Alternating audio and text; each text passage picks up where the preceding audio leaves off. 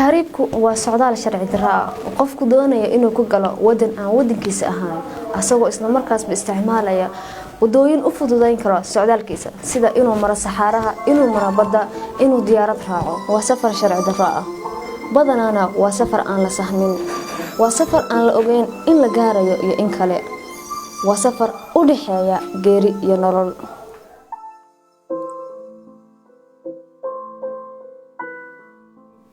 tahriibku waxa laga kulmaa dhibaatooyin aad u tiro badan dhibaatooyinka laga kulmo waxa kamid ah dhimasho qofka inuu ku waayo naftiisa qaaliga ahayd intuu tahriibayo ha noqoto inuu saxaraha ku dhinto ha noqoto inuu badaha ku dhinto iyo wixii la mid ah qodobka labaad wuxuu yahay dil qofka waxa dhacday inta badan inuu la kulmo jidgooyooyin mooriyaano kuwaas oo kala daga gawaarida ama xabsiyada ku qabsada halkaas oo jirdil xoog ah lagu geysto nafsadiisana uu ku waayo qodobka saddexaad wuxuu yahay kufsi waxa inta badan dhacdo dumarka tahriibaya in lagu la kaco kufsi waxa inta badan laga qabsadaa gawaarida oo laga dagaa laga haraa waxa lagu kufsadaa xabsiyada iyo meelaha la mid ah qodobka afraad wuxuu yahay madax furasho qofka markii la xiro uu xabsi la kulmo waxa dhacday inta badan markii xabsiga lagu jirdilo oo si xun loo dilo kadib in la weydiisto madax furasho madax furashadaas oo ah inuu nafsadiisa ku badbaadsado hadduu madax furashadaasi bixin waayana ay sababto inuu waayo nafsadiisa qodobka shanaad waxay tahay oo kan ugu dambeeya ah inuu qofka la kulmo niyad jab ilaahay subxaanahu wa ta'aala hadduu qofka intaas oo dhibaato ah dhaafsiiyo waxa laga yaabaa inuu gaaro maqaamkii meesha uu rabay markuu meeshuu rabay iyo destinationkiisa uu gaaro kadib waxa laga yaabaa inuu kala kulmo niyad jab taasoo aan ula jeedo wadanku sharci darada ku galay inaan loo ogolaanin sharcigiisa inuu qaato taasoo sababi karta inuu ugu dambeyn noqdo qof darbi jiif ah aan waxba qabsan karin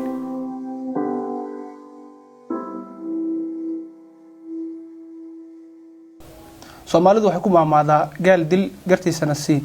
wax walba waxa jira sabab kalifaysa tahriibta waxa jirta dadka asbaabo ku kalifaya in qofku uu tahriibo waxaan ka dhigi lahaa shaqo la'aan wadanka waxa ka jira shaqo la'aan baahsan taasoo qofka dhalinyarada ah ku kalifaysa marka uu jaamacad soo dhameeyo inuu markuu shaqo waayo dabeetana uu yiraahdo ka sadcaala wadanka oo raadso meel aad noloshaada ku dhisan karto iyadoo ay sanad walba ka soo baxayaan jaamacadaha dad 5,000 ka badan wax shaqo ahna aan loo haynin waxay ka mid tahay dhibaatooyinka kalifaya in qofka dhalinyarada ah uu wadanka ka sadcaalo labo ixtiraam loo hayo qurba joogta ixtiraam saa'idaba waxa loo hayaa dadka qurbaha ka yimaada markay wadanka yimaadaan iyadoo qofka qurbaha ka yimaada markuu wadanka tago oo ku soo talagalayo waqtiga xagaaga xoogaa dhaqaalaha oo uu ku soo tamashleeyo hareeraha waxa ka socda jaafa juglayaal waa dad baa daba socda asxaabtiisii hore familkiisii waa aad baa loo weyneynaya qofkaas markuu imaanayo xitaa xaafadiisa waxa laga yaabaa in is diyaarin baahsan ay galaan qof kasta oo damir la oo dhalinyarada wuxuu ku fakarayaa qofka kan sidan loo diyaarinayo adigana ma la suuqa diyaariya sidaas oo aadid meesha uu qofkani ka imaanayo waxay ka mid tahay dhibaatooyinka kalifaya in qofku wadanka ka safro ama ka sadcaalo waxaan ognahay inay jirto dawlad la'aan oo qodobka saddexaad ah 24 sano Soomaaliya waxay ku jirtaa burbur dhibaatooyin baahsan bay ku jirtaa dagaalo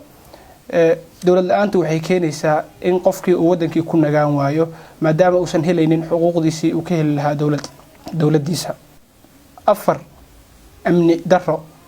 waxaa jirta dad shaqaysta oo wax bartay kuwaas oo iyagana wadanka uga taga amni inay ka waayaan loo hanjabo in adeerkood ama mid ay isku qaraabo yihiin baa qof dhibaato u geysanaya sida daraadeed waxa la oranayaa qofkan yaa ka dhaqaaqaya reerka ee la soo qabtay isaga iyo wax la mid ah iyadoo hadda barihan dambanaaba ay soo baxayaan siyaabo kale oo dadka loo ugaarsanayo marka amni darro waxay ka qayb qaadanaysaa in qofku uu ka sadcaalo wadankiisa qodobka ugu dambeeya oo aan dhihi lahaa way ku kalifaan dhalinyarada inay tahriibaan waxa weeyaan sharciyada ajaanibta ama sharciyada wadamada reer galbeedka ah oo aad looga qiimeeyo wadankeena dhexdiisa qofka hadduu wato baasaboor ajnabi ah aad baa loo soo dhaweeyaa fadhiga looga kaca shaqooyinka wuxuu helaa shaqooyinka ugu sarsareeya isagoo oo aan lahayn xirfadii shaqadaas uu kaga shaqaysan lahaaba taas waxay tahay caqabad iyadana is hortaagaysa dadkii wax bartay ee wadanka dhex joogay sida daraadeed waxay ka mid tahay dhibaatooyinka qofka ku kalifaya inuu wadanka ka safro sharuucda ajaanibta ah oo wadanka laga weyneeyo loona haysto wax weyn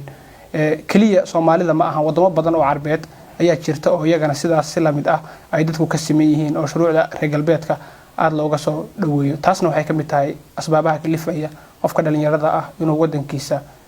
ka sadcaalo.